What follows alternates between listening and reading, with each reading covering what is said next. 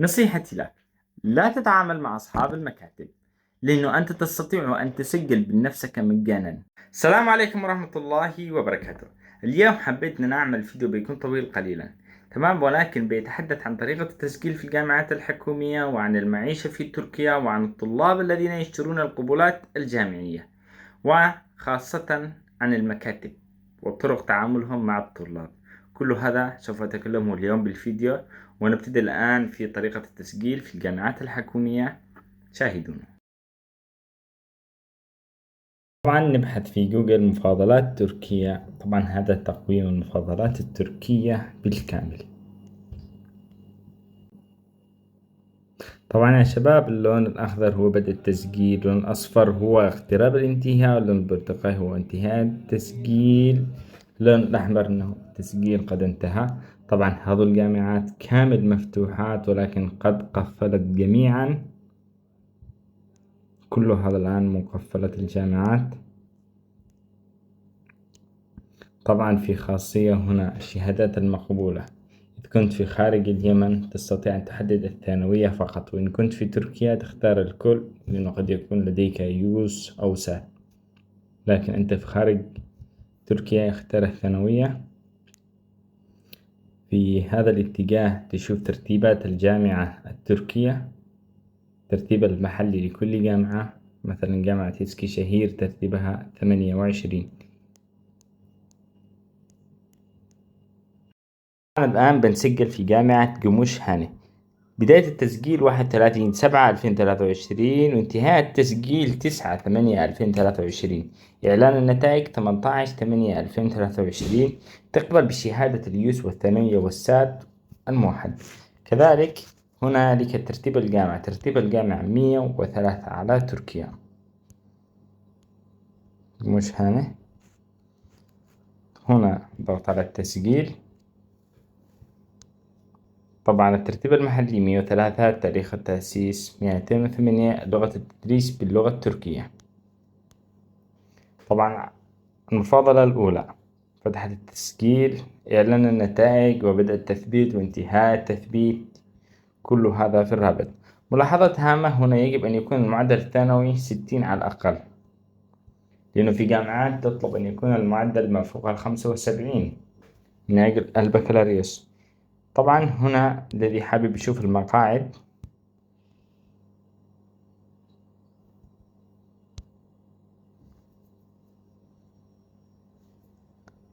طبعا هذولا جميع المقاعد المتوفرة في التخصصات: بالجسيار، معماري، كل هذا تخصصات. طبعا بعطيكم ملاحظة: أي تخصص مكتوب يكسك أوكولا هذا طبعا دبلوم مدته 2 سنين.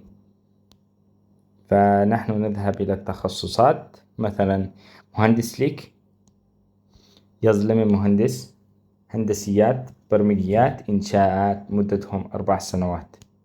ولكن أي تخصص يكسك أوكولا فهذا 2 سنين. طريقة التسجيل: تضغط على رابط التسجيل، تفتح حساب جديد يعني حساب قروش، تختار الدولة، البريد الإلكتروني، جواز السفر، كلمة المرور،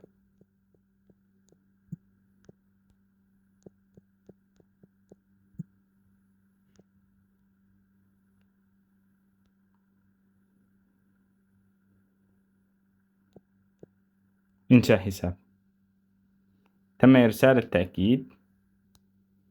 طبعا هنا وصل الآن الإيميل لتأكيد الحساب. نعمل الإيميل، الشفرة،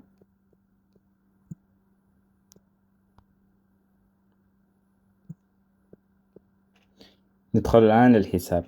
تمام يا شباب. ثم أول شيء المعلومات: باسبورت، هذا رقم إيش الباسبورت.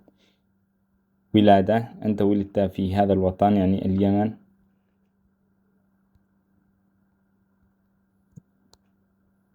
هنا تسجل الاسم.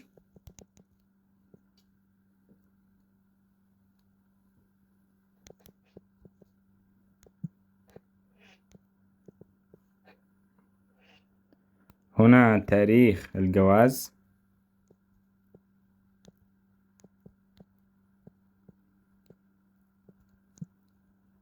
اسم الأب،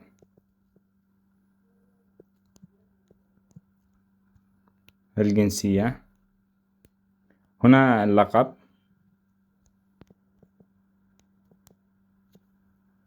اسم الأب،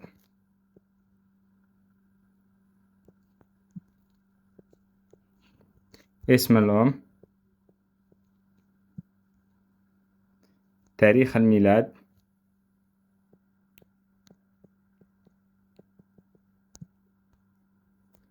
مكان الميلاد في أي مدينة، ثم كايدت.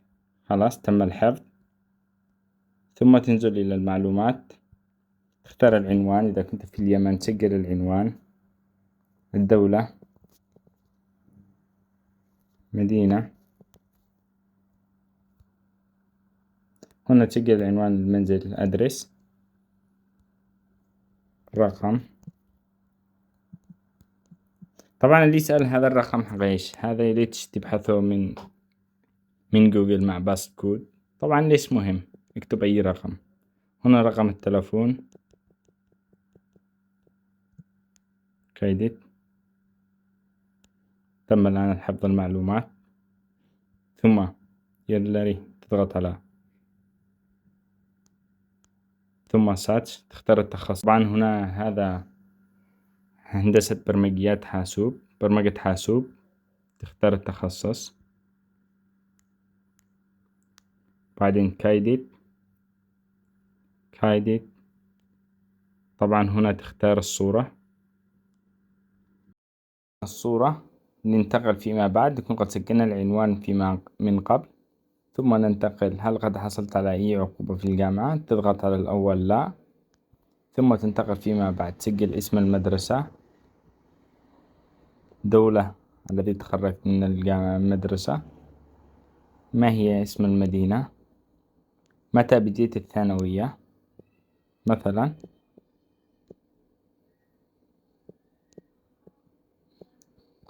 متى انتهيت من الثانوية،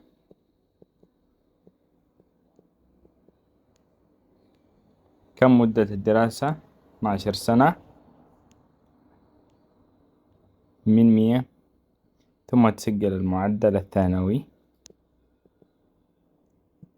ثم تنتقل فيما بعد. حان الآن وقت رفع الملفات. هنا طبعا الكيمليك بالقسي، إذا كنت في تركيا ولديك إقامة تضيف الإقامة، وإذا كنت غير تركيا تضيف جواز السفر.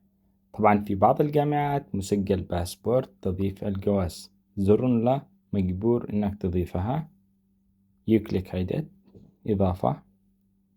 تمت إضافة الكيمليك. ثم تؤمر بالقيسي. إذا لديك شهادة أو تؤمر بالقيسي يعني اللغة التركية تضيف. ثم الشهادة الثانوية.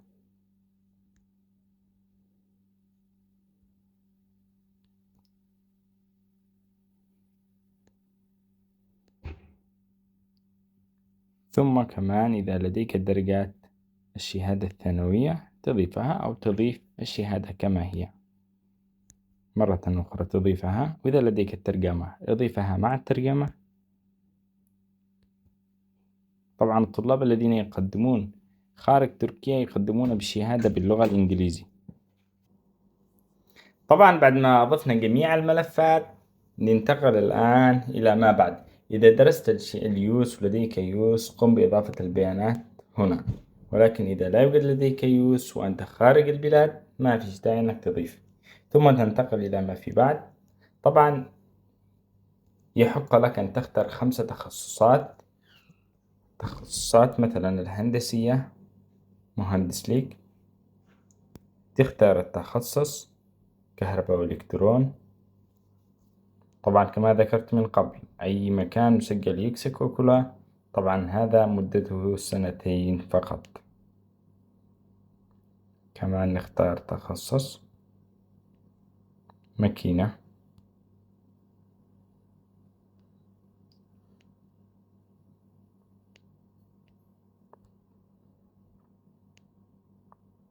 إنشاءات.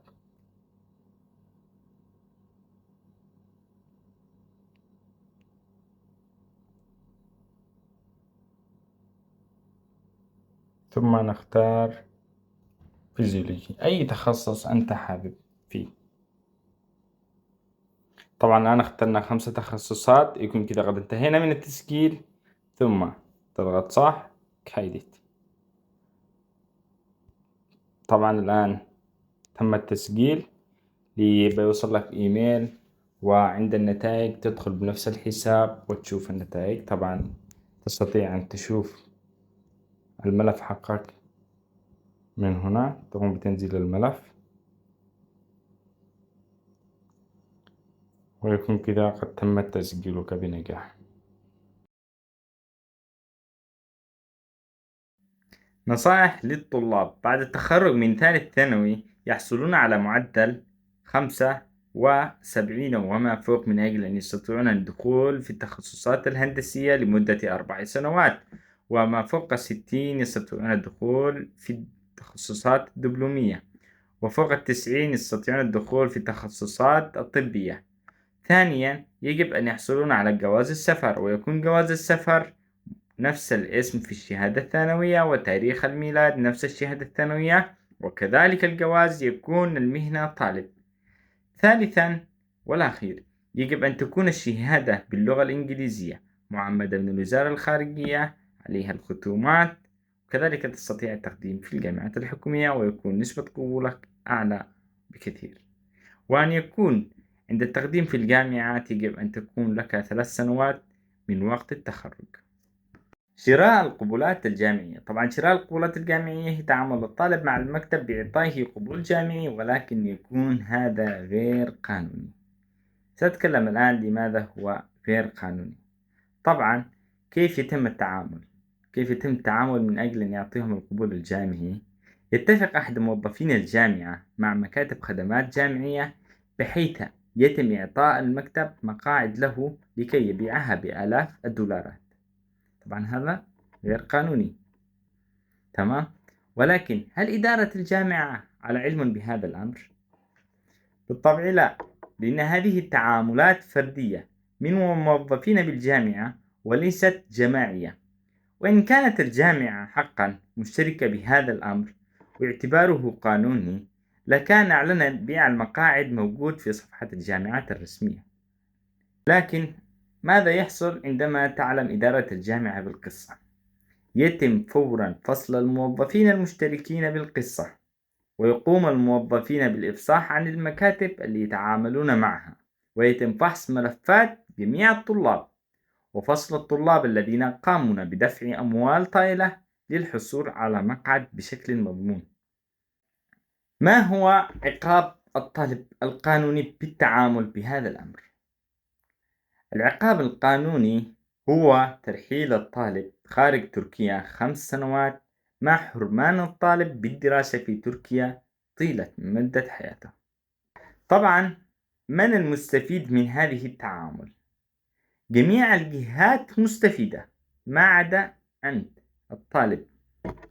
المكاتب لا ترى الطالب إن لديه حلم ويريد أن يحققه ويريد العمل على تحقيقه، ولكن المكاتب ترى الطالب إنه كتلة من الدولارات لا أكثر ولا أقل، حيث يقومون بإقناع الطالب بشكل وسائل خاصة إن هذا قبول رسمي وإنه قانوني، ولكن في النهاية هذا ليس قانوني. ملاحظة: الجامعات الخاصة لها مفهوم آخر تماما، يعني قبولات الجامعة الخاصة قانونية. أي مكتب تعامل أنت وهو يطلع لك قبول خاص جامعة خاصة فهذا قانوني، وإنما إن كان حكوميا فهذا غير قانوني. لو وسع نطاق ويرجى نشر رسالة في جميع الجروبات الطلابية والتعليمية، وجزاء الله خيرا كل من سعى لتوعية الطلبة وإبعادهم عن هذه التعاملات الغير قانونية والغير شرعية. وشكرا لكم جزيلا، وأتمنى أن تشتركون في القناة وتفعيل زر الجرس ليصلكم كل جديد. في أمان الله.